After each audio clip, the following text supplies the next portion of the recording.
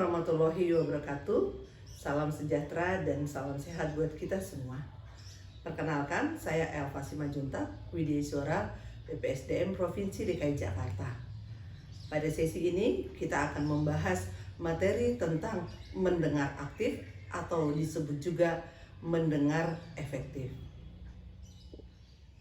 Kita ketahui bahwa komunikasi merupakan suatu proses penyampaian informasi berupa pesan, ide, gagasan dari satu pihak ke pihak yang lain. Komunikasi dilakukan secara lisan atau verbal yang dapat dimengerti oleh kedua belah pihak yang berkomunikasi. Berdasarkan beberapa penelitian, 75% dari keseluruhan waktu digunakan untuk berkomunikasi, sedangkan sisanya digunakan untuk mendengarkan. Oleh karena itu, menjadi seorang pembicara yang baik haruslah menjadi pendengar yang baik juga. Apa itu mendengar dan mendengarkan? Menurut Kamus Besar Bahasa Indonesia, mendengar artinya dapat menangkap suara atau bunyi dengan telinga. Sedangkan mendengarkan berarti menangkap sesuatu bunyi dengan sungguh-sungguh. Mendengarkan bukanlah kegiatan yang statis, tetapi dinamis. Kegiatan mendengarkan secara aktif percakapan dengan orang lain dituntut adanya konsentrasi yang penuh dan tidak terpengaruh oleh faktor-faktor pengganggu dalam suatu percakapan tersebut. Selain itu, mendengarkan merupakan keterampilan yang diperoleh secara alami. Namun, dapat ditingkatkan jika ada motivasi untuk melakukannya. Mendengarkan secara aktif merupakan soft skill atau seni yang dapat membantu dalam mengembangkan keterampilan komunikasi yang lebih baik. Dengan demikian, menguasai seni mendengarkan membawa banyak manfaat bagi hidup kita dan orang-orang di sekitar kita. Berikut adalah langkah-langkah untuk menjadi pendengar yang baik.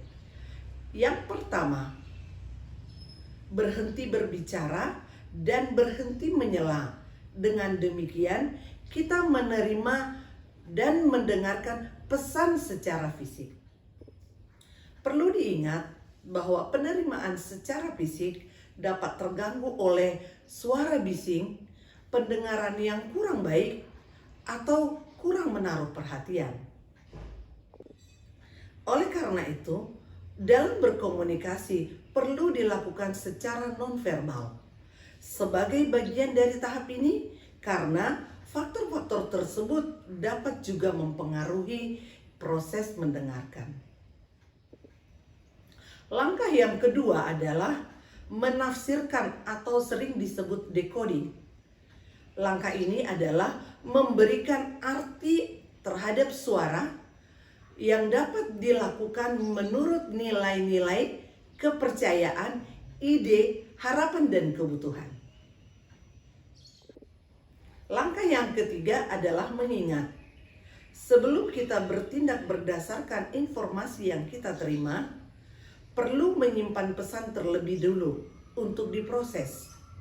Menangkap informasi tersebut dalam memori jangka pendek untuk ditransfer ke dalam memori jangka panjang dan disimpan dengan aman. Langkah keempat adalah mengevaluasi. Dengan diterimanya pesan dari pembicara, langkah berikutnya adalah mengevaluasi pesan tersebut dengan menerapkan keterampilan berpikir kritis.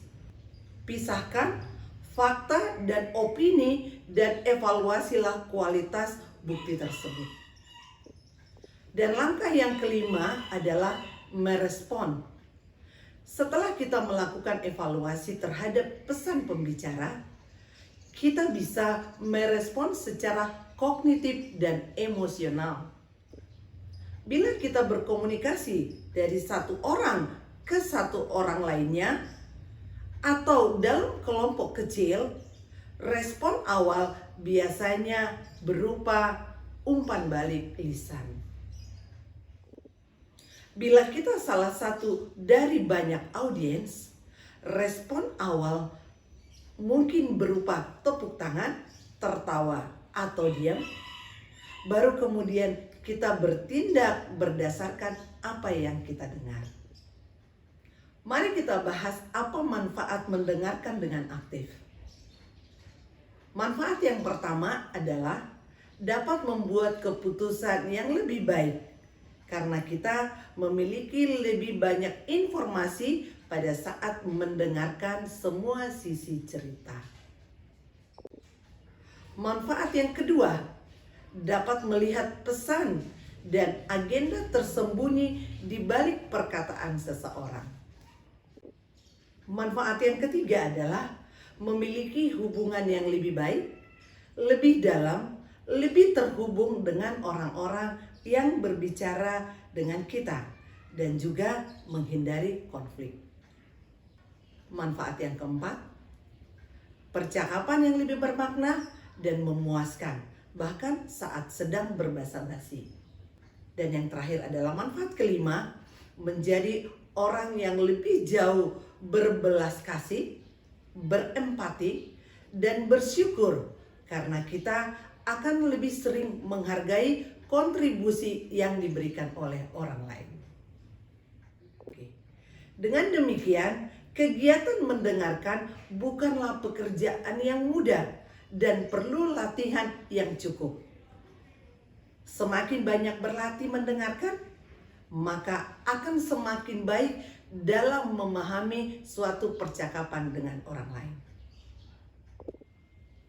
Sebagai pendengar yang baik, akan menghasilkan beberapa hal yang positif, antara lain, yang pertama, pendengar yang baik akan disukai orang lain karena mereka dapat memuaskan kebutuhan dasar manusia untuk didengarkan.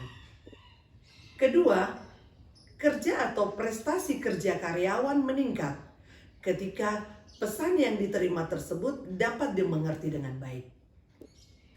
Yang ketiga, umpan balik atau feedback yang akurat dari karyawan akan berdampak positif pada prestasi kerjanya. Yang keempat, pimpinan dan karyawan akan terhindar dari munculnya kesalahpahaman dalam penyampaian suatu pesan. Yang kelima, pendengar yang baik dapat memisahkan mana fakta dan mana yang sekedar gosip atau isu. Yang keenam, pendengar yang baik memiliki kecenderungan membuka ide-ide baru dari pihak lain sehingga hal ini akan mendorong berkembangnya kreativitas.